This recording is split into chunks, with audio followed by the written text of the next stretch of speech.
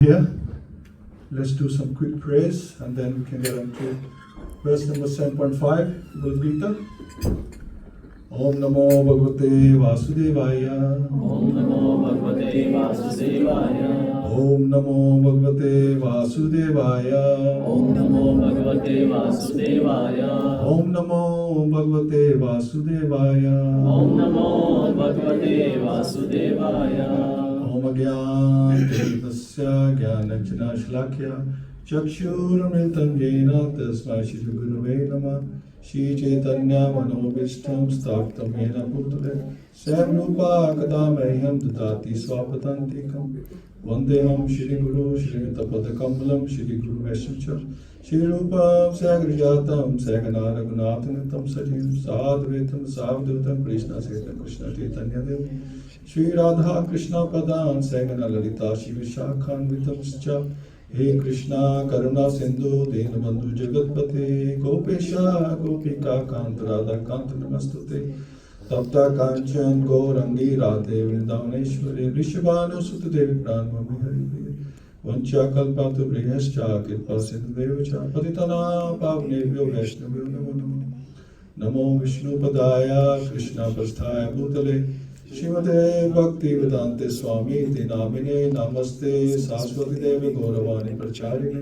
Nishvishesha Shunyavadi Paschati Deshatarine Jai Shri Krishna Chaitanya Prabhu Nityananda Shri Advaita Gadadhar Shri Vasi Go Bhakta Vrinda Hare Krishna Krishna Krishna Hare Hare Hare Rama Rama Rama Hare Hare Sat.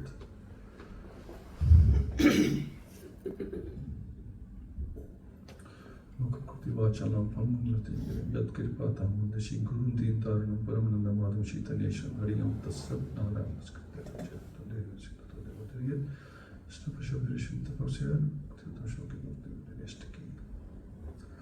Okay, so let's make a start.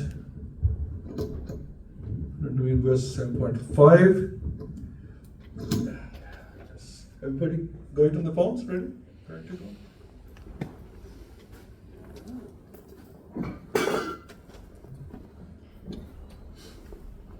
If you go on Veda base, do you have one? Do you have one?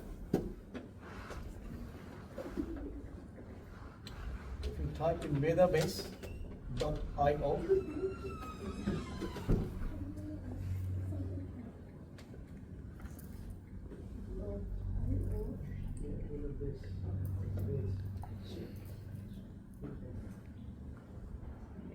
Everybody ready?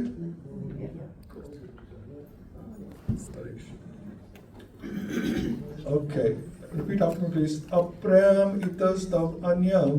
Aprayam itastav anyam. Prakritim vidhi me param. Prakritim vidhi me param. Jiva bhutam mahabaho. Jiva bhutam mahabaho. Yedam daryate jagat. Yedam daryate jagat. Strike this one. Apriyam itastav anyam. Aprayam itastav anyam. Prakritim vidhi me param. Prakritim vidhi me param. Jiva bhutam mahabaho. Jiva bhutam mahabaho.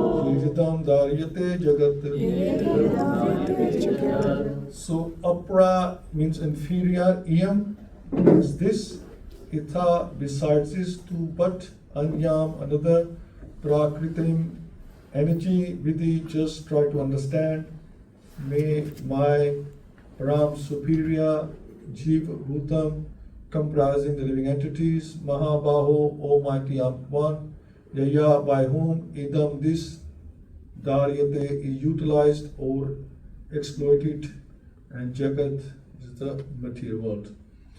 So besides this Almighty Arjun, there is another superior energy of mind which comprises the living entities who are exploiting the resources of this material inferior nature. And then the purport, anybody wants to read the purport? Read the purport. I don't want to read. Here it is clearly mentioned that living entities belong to the superior nature or energy of the Supreme Lord. The inferior energy is matter manifested in different elements, namely earth, water, fire, air, ether, mind, intelligence, and false ego. Both forms of material nature, namely gross, earth, etc., and subtle mind, etc., are products of inferior energy. The living entities who are exploiting these inferior energies for different purposes are the superior energy of the Supreme Lord, and it is due to this energy that the entire material world functions. The cosmic manifestation has no power to act unless it is moved by the superior energy, the living entity. Energies are always controlled by the energetic, and therefore the living entities are always controlled by the Lord. They have no independent existence. They are never equally powerful as unintelligent men think.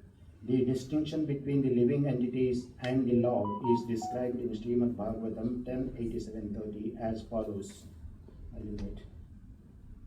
O Supreme Eternal, if the embodied living entities were eternal and all-pervading like you, then they would not be under your control. But if the living entities are accepted as minute energies of your Lordship, then they are at once subject to your supreme control. Therefore, real liberation entails surrender by the living entities to your control, and that surrender will make them happy. In that constitutional position, only can they be controllers. Therefore, men with limited knowledge who advocate the monistic theory that God and the living entities are equal in all respects are actually guided by a faulty and polluted opinion.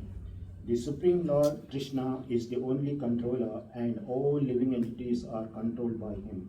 These living entities are his superior energy because the quality of their existence is one and the same with the Supreme, but they are never equal to the Lord in quantity of power.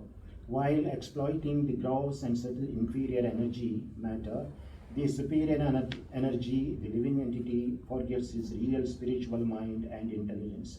This forgetfulness is due to the influence of matter upon the living entity.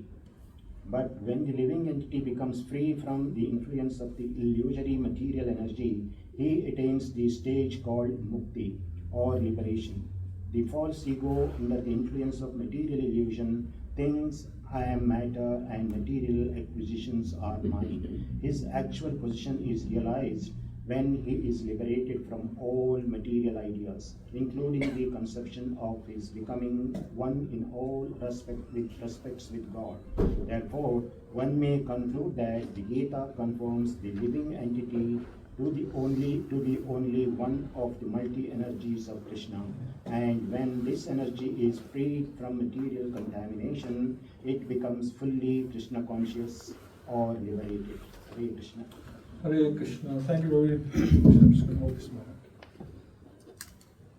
So yesterday was Srila Prabhupada's disappearance day, and so big personalities and God himself, they appear and disappear. They don't take birth and they don't die. They appear, disappear. They manifest, unmanifest. That's all. But just like Krishna, when Krishna went, he then manifested himself into Srimad Bhagavatam. Now this is why we love Srimad Bhagavatam so much. This is Krishna himself. After leaving, he became Srimad Bhagavatam. So that's like Krishna himself. It's the literary incarnation. Same with the Prabhupada. So he's not with us in his vapu, in his form, but he's here in his vani. So this purports that we are doing, Srimad Bhagavatam purports, we are doing Chaitanya Charitamrita and many other books, they are Srila Prabhupada in his vani. That's his energy that is there. So like that. And in fact, this purport, to be honest, I don't know what I can tell you beyond what Prabhupada already told you. It's all there. And it's a wonderful purport because he's explained everything, that we are his energies and we are shackled by material energy and we need to be liberated. That's it. understood. That's what we're going to do. But anyway, we have some time so we can discuss it. But otherwise, he's already told us everything, what the problem is, what the solution is. It's already there. So last week, I think 7.4 verse, he discussed the inferior energy of the Lord, the material energy, or apra, shakti. There's so many different names to this, and that's like the earth, water, air, fire, ether. That's the gross, and then you got mind, intelligence, and ego, the subtle energies, but they're all still material. And in fact, our body is made out of those 8 inferior energies. So this body is really inferior energy. Our ego thinks we are something, but we're just inferior energy as far as the body is concerned. So Srila Prabhupada tells us, and Krishna tells us, that you are not actually this inferior energy. You have been given this for a reason, and this body could have been an animal, insect, plant, and it could have been anything, just inferior energy. Excuse me. But in fact, we are actually superior energy, which is the soul, the Atma, superior energy, which is in quality same as the Lord Himself. And this is where people get confused. They think we are God, but we are not God, because we are similar in quality, but not in quantity. That's the difference. We are different in quantity. God is unlimited. We are not unlimited. We are just a small speck compared to Krishna. And He tells in the Bhagavad-Gita,